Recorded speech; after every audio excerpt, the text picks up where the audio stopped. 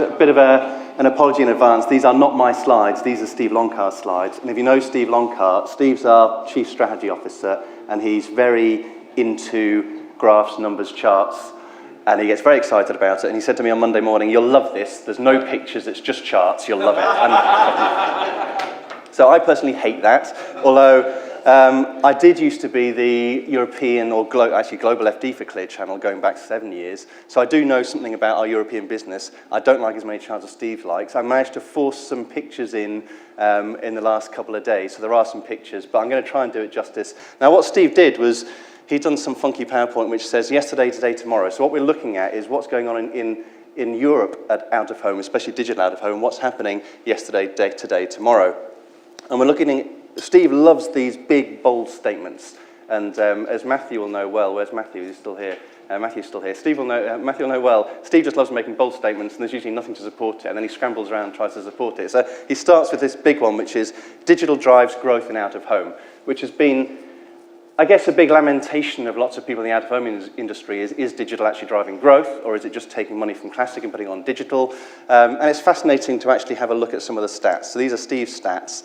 This is yesterday. So these are some of the pictures I got him to put in. This is Finland in 2009. So we had the first digital roadside network in Finland, and we couldn't find the video for this. This guy is actually fighting inside this box and saying, "Help, let me out." It was a beautiful bit of creative. But that was yesterday. That was the first bit of first kind of proper digital network that we had in Europe. When we look at the Western European market, this is what it was. So 2010, the Western European market, these are his charts, $5.4 billion of revenue, of which 4% was digital, a little blue bit at the top, digital. So that was 2010. That was all of Western Europe. You roll forward to today, and we've just launched Adshel Live this is in Madrid, so this is in Spain. We won a couple of big contracts in Spain. You look at where it is now, so from 2010 to 2017, all out of home has grown from 5.4 to $6.1 billion. And now we've got nearly $1 billion of digital. So there has been, so his first comment, digital out of home drives growth. You could look next to lots of forms of traditional media, and Tim showed some of that. There's been some declines. If you look at that, the big light blue block is classic, is paper, which has stayed pretty much the same in that 7-year period, and we've got $1 billion of digital on top. So on the face of it, yes, digital has driven growth in out of home. And then you look at what the forecast is saying. This is Magna Global forecast for the next up to 2022. What will happen? Their forecast is that digital grows up to 28%, becomes nearly $2 billion across Western Europe. Slight decline in classic, but actually relatively healthy growth across out of home. So that's the Magna Global forecast. And then you look at it from a different lens, and he loves this chart. So just to get your head around this chart isn't saying this is annual growth. This is growth between 2017 and 2022 of all the different forms of media. So on the left-hand side, you've got digital stats online, growing at 46% across that 5-year period. Then you've got press, magazines, radio, all negative, TV a bit negative, cinema a bit negative, out-of-home total growing at 12%, digital out-of-home doubling, which is the chart we just saw. So on the face of it, all that says is that digital out-of-home is going to drive growth. But the point is it's much more complicated than just digital out-of-home driving growth, and especially when you look across Europe, because Europe is not standard. There's completely different reasons why digital works in some places. You look at Europe, we're a group of different countries with very different geographies, very different regulation, very different media mix. So you can't just say blunt digital out-of-home drives growth across Europe. The facts say it up front, but you've got to think about, but how does it actually work country by country? So we do have a few little case studies, and apologies to anyone from these countries that I don't know quite as much about this as Steve would know right now, but we look at someone like France. So France, this is what has happened in the last 7 years on out of home. So it's actually stayed pretty much static, and digital's grown, but on the face of that, it looks like digital's just taken a share of classic. When you look at the French market, and again, there might be people in the room that could know this better than me. You look at the French market, and it's a really interesting market itself. It's quite highly penetrated for out-of-home already. So out-of-home has quite a big share, much bigger share than it does in the UK of the overall media market. France itself, geographically, because we are a physical medium, so we have to think about the geographies of countries, and France itself is dominated less by large cities and more by a large number of towns. So you look at the extreme version that's not like that would be Australia. So Australia, I know this is Europe, I'm talking about today, but Australia's in the Eurovision Song Contest, so I reckon we can figure them in somewhere. So Australia is basically 5 cities around the edge that are where everyone lives. And if you look at what's happened in the Australian market, is digital has grown rapidly in out-of-home in the last few years, has done really well. The out-of-home market in Australia is booming. I mean, unbelievably so. But the demographics in Australia are really interesting because you basically, if you cover those 5 cities, you're done. In France, you have to cover thousands of towns. So it's a very, very different geographical situation. Regulation's very different. It's very hard to have roadside digital much in France. Almost all the digital tends to be in indoor environments like shopping malls and so on, which has actually grown quite dramatically. So our business in France has done really, really well in internal environments. We've gone from where we had classic, we've grown dramatically to digital malls, but overall it hasn't grown the industry a huge amount. Then you look at Switzerland. So we had a very interesting talk on Switzerland. I'm the evil bastard from the big company that's dominating the market, which is not what it feels like. So just for your point of view, I used to be the FD at CCI, Clear Channel International, and I used to always hate having to put a big guarantee down. Those things are not something that we like having to put down. They're something that we absolutely detest having to put down. And in Switzerland, I think Clear Channel are probably seen as a challenger, as APG have been the big dominant one for a long time. But the Swiss market is fascinating. So the Swiss market over a similar time period has grown. Digital has grown, but classic has grown. So it's a really different. Really different market, and you'd know way more about it than me, but when you look at it, again, really high share of total media market for out-of-home, so media mix very high. Digital regulation, a bit more of a challenge than some countries, but not as challenged as France. But the relatively small amount of digital inventory does very high yield, so it's very well bought, and it's a brilliant market, but it hasn't gone to mass spread yet, which I think is the kind of things that you were talking about. We haven't, you start a company looking at digital huge growth, and it's not there. It's starting with classic, which is still growing pretty well in Switzerland. And then we'll come to the one that I know about the best, or hopefully, because it's the bit of Clear Channel that I run. So what's going on in the UK? And the UK is an entirely different thing. So when you saw what Tim put up a minute ago, so this is 2010 to 2017, the growth from £880 million to 1.1 billion. But the growth in digital has gone from 100 million to 520 million.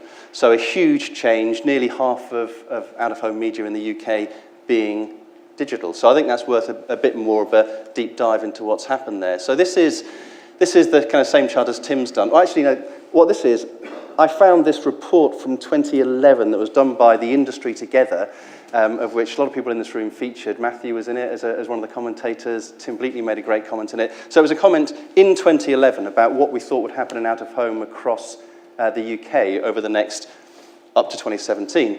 And the blue line is the estimate of how everyone thought the industry would grow. So everyone thought the industry would grow from the 880. They obviously agree in 2010 and 2011 because the study was in 2011. But then they thought the growth would go up to just over the billion. And when you look at it over the years, it was pretty accurate all the way through. It kind of starts to diverge in about 2015. And then actually what we've done is the industry's grown more than all the industry forecasters thought it would. So in a way, sometimes you look back and you think, we beat ourselves up sometimes for not doing as well as we think we could do, and then we look back at what we thought would happen, and we've done better than that. So let's dive into why I think that's probably happened. So this is a confusing chart, but I'm going to ring a few areas. So this is, you've got the estimate and the actual from 2010 all the way up to 2017. So the first one is the estimate, the second one's the actual. So the estimate that people were thinking about in 2011 and what actually happened all the way to 2010, 2011, all the way up to 2017. And the big light blue bit is classic, the dark blue bit at the top is digital.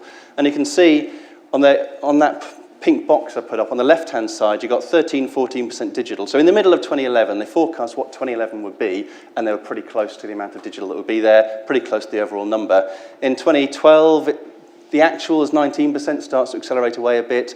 2013 accelerates more, 2014 more, but then in 2015, 16, 17, you can see it really starts to accelerate way differently. So you can see 2017, 46% digital, the forecasters said 18%, and the growth has gone higher. And it's interesting, because when you think about technology a lot, there's always the Bill Gates quote that says, you're always going to overestimate in the short term and underestimate in the long term the technology changes. So, you think, in 2 years, maybe when you go back to the 90s, we'll stop using faxes, but you don't realize in 10 years' time, everyone will have a smart computer in their pocket. And I think that's kind of quite an example of that. You underestimated the amount that digital would go, but also you had some big changes around this period. What drives some of these changes sometimes is investment, and it's real practical things. So 2015, 16, we had some huge contract changes in the UK. So Deco won the TfL bus shelter contract off Clear Channel. That was at the end of 2015. And you don't digitise near the end of a contract, you digitise near the start. So Deco have been doing a lot of that. But of course, we're going to come up with a plan to challenge that. So we start building a huge digital network across the country. Experian renew the underground contract at the end of, 2016. So you start to see changes with big contract moves. So I think that's probably exacerbated and heightened that. But actually, we've grown more than the industry thought we would grow. And a lot of that's been on digital.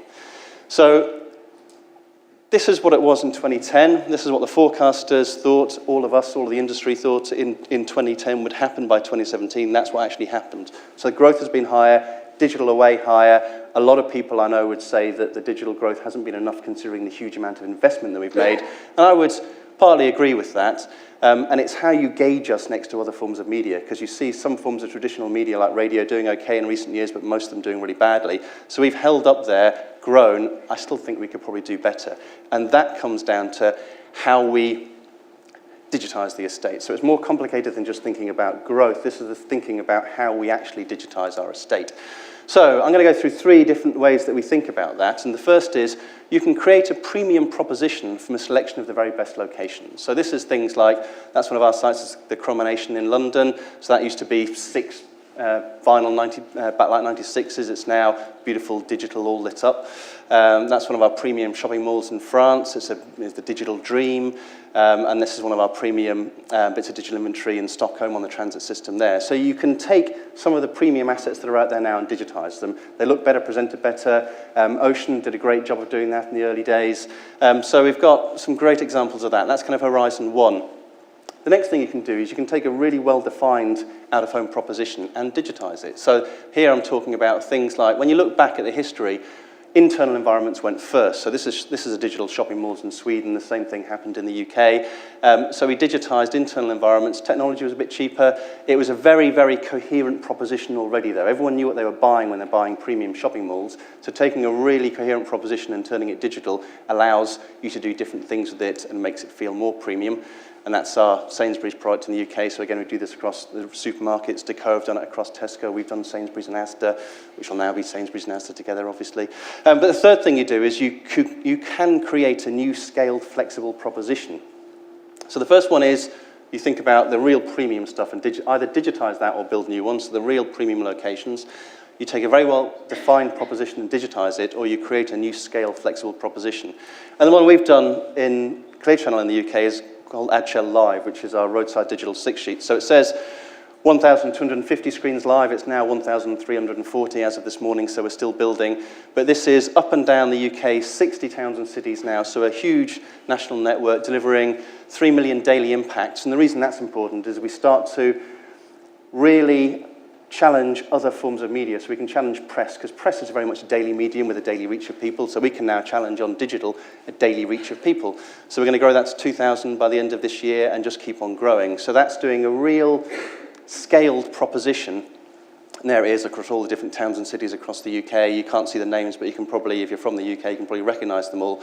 But really, a really interesting thing to do, but the point is you think about what the proposition is, you think about what you're challenging. So you're starting to say, we can challenge things like news brands, we can challenge for those last-minute, late daily budgets, we can, the old, if Steve were here, he'd probably do the B&Q example. So B&Q never advertising out of home. They didn't want to advertise until they knew what exactly the weather's going to be for a bank holiday weekend. They only want to be up for a few days. They don't want to be up for 2 weeks, which is the paper in charge cycle. So you digitize this, you can start taking money from people that want to change their creative late, only be up for the days that they want. We've got another example with them. We call it the fresh start effect. So lots of banks, you think about doing very sensible things, apparently Monday to Wednesday. Then come Thursday, you start thinking about going out and spending all your money. And then come Sunday, you think, shit, I better be sensible again. And then Monday, you start thinking about changing your bank account. So the banks want to advertise Monday, Tuesday, Wednesday. Classic, they couldn't do that digital. They can. And actually, we've had a number of banks just buy, one bought 52 Tuesdays across the year. That's all they bought. Now, in Classic, you can't do that. On digital, on these reach networks, you can suddenly start thinking about, you can challenge press, you can challenge people that can do those days that people want to buy. So it's more complicated than just growth. It's thinking about what that advertiser proposition is, but it's also complicated in terms of investment. So this is some digital retail in Norway, but this is yesterday. We used to do At the start of digital, you do some trial investments, internal retail environments were the easiest place to digitize. They were cheaper. Doesn't have to be kind of full sunlight, daylight visible. Cooling isn't so much of an issue, so that was yesterday. We're building out Agile Live in Belgium now. We're across 10 cities in Belgium. But it's a proven model, so you start to build out those national scale propositions like we've been doing in the UK. But the build-out in other markets will arise as technology costs evolve. So lots of people in this room are thinking about technology they produce. And as the cost of that comes down, the cost of a digital 6-sheet has halved since 2011 to now. So that makes it easier to do. It makes sense economically to go and build some of these networks, and that's going to be a big driver of future growth of bigger networks. And tech is more of an opportunity than a threat. So we talked about this very much at the start of the whole digital transformation out of home, but for lots of forms of media, digital was a bit of an opportunity, or a bit of a threat, whereas for us it's an opportunity. Where's this in the digital mall in Norway? So at the start we said roadside hardware was expensive, developed internal environments, significant investment in premium. So that's why things like the Ocean started up first and did a great job, because it's real premium.